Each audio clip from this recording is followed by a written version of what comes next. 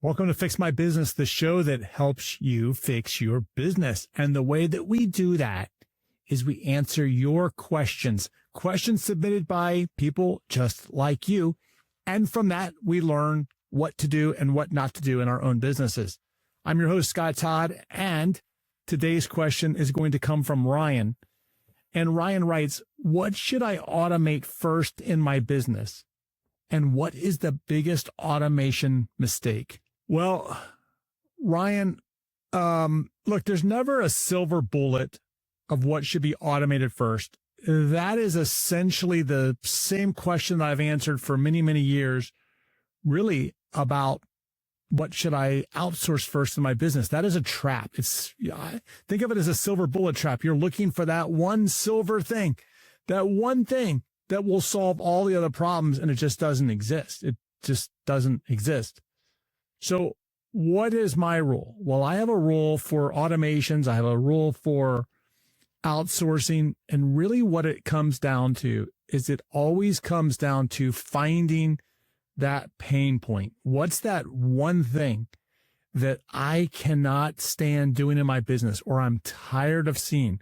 What is it?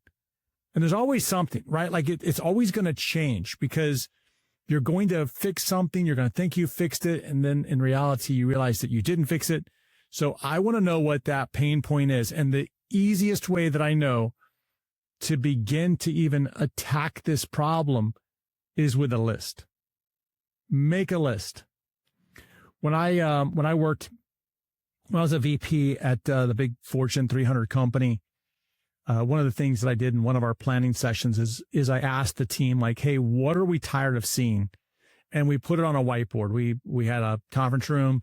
We put it up on the whiteboard, and we just mapped out, like, these are our hit list for this particular year.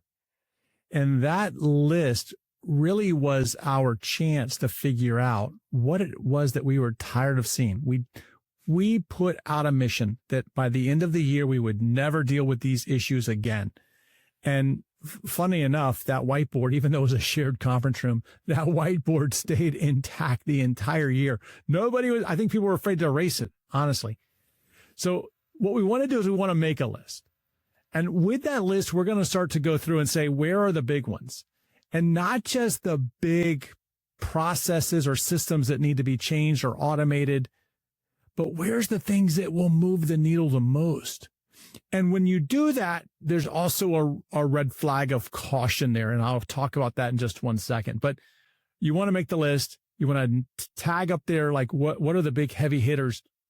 The other thing that you want to do is you want to figure out, can you eliminate it? That is a key question that so many people just don't even ask. Can I eliminate this task?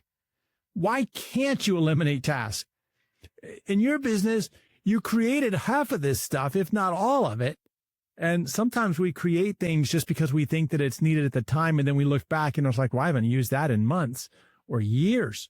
So can you eliminate whatever it is that's on this list? And if so, well, then eliminate it, and you don't have to worry about automating it at all. Then I want you to do something that's counterintuitive. Number one, I want you to pick something that is doable. That should be your rule. Is this doable? Can I go from A to letter C and get this task done? Not A to Z, A to C. See, I want you to go slow. I want you to automate stuff in micro steps. I don't want you to try to automate an entire long process with 57 cross points or whatever it is. I want it to go from here to here, something that is doable and something that you can get across the finish line very easily, because that first thing that you do will help you build momentum. It will help you build confidence. When you get it done, your confidence will shoot through the roof. Think about this for a second. In football, really for every sport, but let's pick on football. In football, let's just say that I'm the receiving team. I get the ball around the 20-yard line of my own 20-yard line, and I've got to go 80 yards to the other end of the field to get a touchdown. Well, there's multiple ways in which I can do this. The first thing I can do is I can throw a bomb and get it to the other end of the stadium and hopefully score a touchdown. One and done. That's rare. The next thing that could happen is I could, have a long play where I move the ball 50 yards. Well, that's going to be a little bit harder too, a little bit of luck and a little bit of chance in there. But you know what's consistent is these small little plays, 10 yards at a time, 10 yards at a time, 5 yards, 5 yards, 5 yards. Think about that. If you picked up processes that moved you just 5 more yards down the field, think about how much better your business is going to be. And to automate an entire workflow can be an enormous process. But to automate 3 to 5 steps, how can I move the needle down 3 to 5 steps? And that's what you want to do, is you want to think about this in terms of a football field, a football play, and not necessarily just going for the score and automating everything. Micro steps, baby. That's the goal.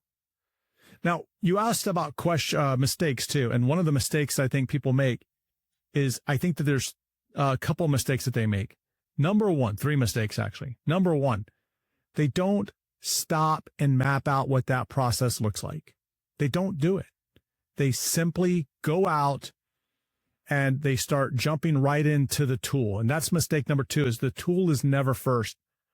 Just because your friends are using some tool, some software, does not mean that it's right for you, does not mean that you should use it.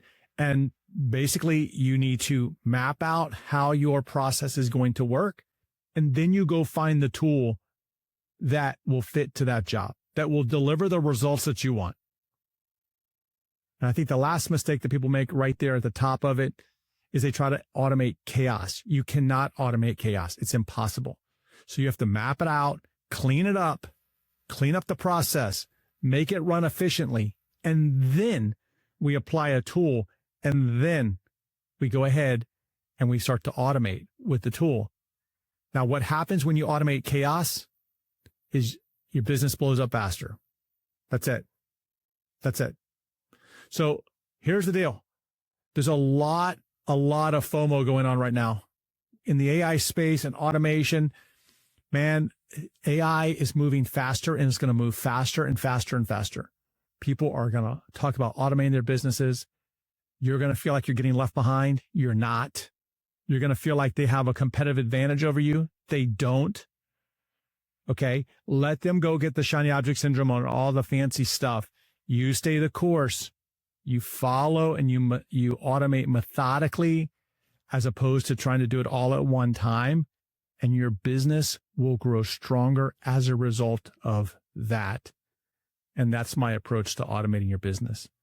Now, if you're listening to this, take note, on YouTube, my YouTube channel, you can go to scotttodd.net there's no forward slash, just go to scotttodd.net and we'll have a link to our YouTube channel on there. But on our YouTube channel, I am starting a series of, workshops, live streams where we talk about automating your business and building business systems. So if that's important to you, make sure that you're subscribed to us over on YouTube, because guess what? It won't turn into a podcast because you need to be able to see what we're doing.